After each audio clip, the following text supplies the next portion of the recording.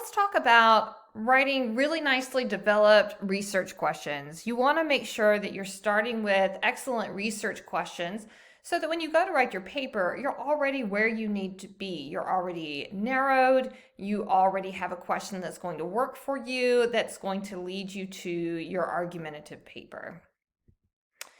So we want to kind of move from student to scholar here. We want to kind of move you into that realm. So in the book, Bad Ideas About Writing, we see students need to be taught not to look for answers, but to look for problems that need solving and for questions that need to be answered. That's what we're wanting you to do on your proposal document here concerning your research questions. So we want to move from this idea of passive engagement. Your objectives are chosen for you. I give you the content maybe, and then you kind of work to put it together. Instead, we want to make sure you have a problem you're working with, an issue you're working with, something you're really interested and invested in, and your content will need to be researched in order to help move towards solving that problem. So one thing that I have suggested that you look at is a problem in your major, minor, your career field, and at least something that you are interested in, invested in, and passionate about. All right. So what you'll want to maybe start out doing is listing some of those ideas from your, let's just say in this case, your career field, so that you have an idea of where you want to go. All right, so maybe here's a few. Let's say that I'm a teacher.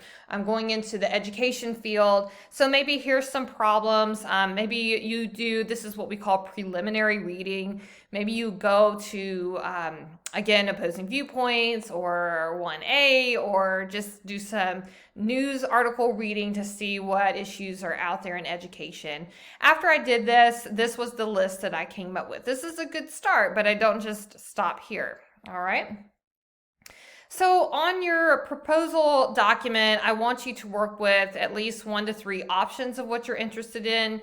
So you may want to pick, let's just say a few of these. Maybe these are the ones that stand out to me as something I'm particularly interested in.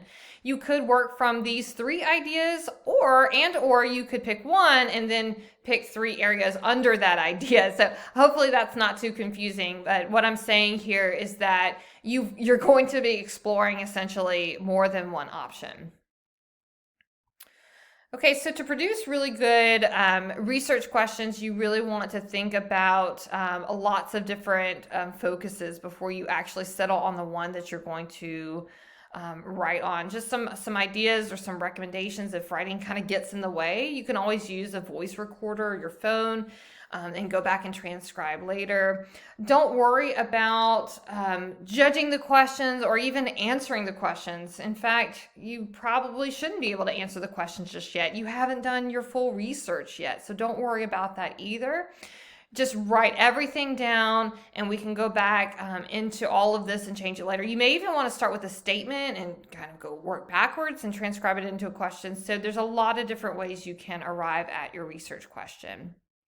All right, so here's an example of that. Let's say I'm looking at implicit bias of teachers, and I just start jotting down all of the questions that I think of that are related to this idea. We don't want to stop there. Next, we want to improve our questions. So we want to make sure that we identify our questions as either closed-ended or open-ended. If you have closed-ended questions, which might be more quantitative or yes or no questions, something like that, you want to alter these to be more open-ended. All right, so here's our questions right here.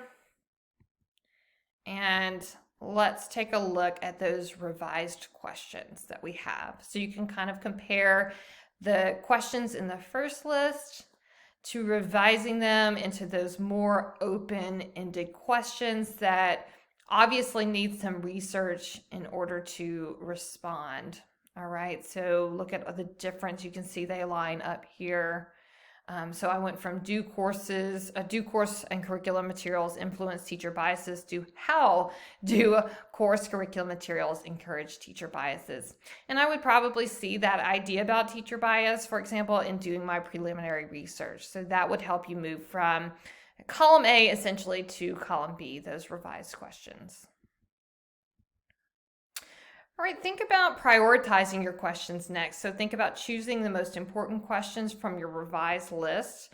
Make sure you're thinking about, again, things that interest you the most, that are maybe the most important to the world around us right now. Think about what you need to answer maybe first. All of those are good ideas to help you prioritize questions.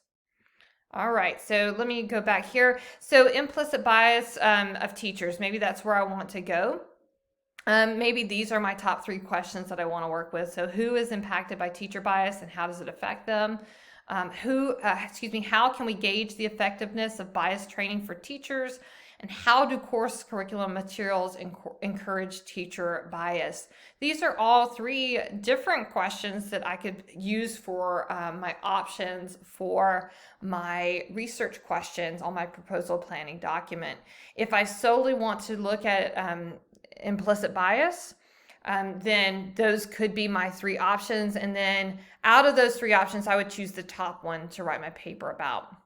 If I'm not sure that I want to go in the direction 100% of implicit bias, maybe I do this and I choose one of these 3 questions for option 1. And then maybe I go back to my ideas here. And I start going back and I do the same process again with standardized testing. And I go all the way to a really honed in and narrowed open research question for standardized testing. And maybe that's option 2 on my proposal document. So you're going to want to make sure in the end that you do have at least 3 options you're working with. And then ultimately for your paper, you will choose your top one, that one question that you really are excited about diving into.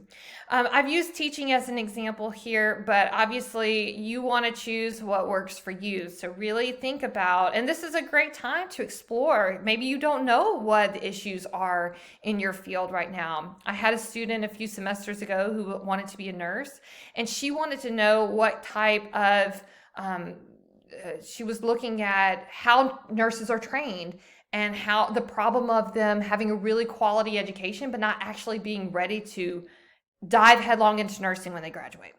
So it's up to you. It's up to you and your interests. And as long as you're kind of going through this process and making sure that you have a really excellent guiding question so that when you do go to write your paper, you're really, really ready to go.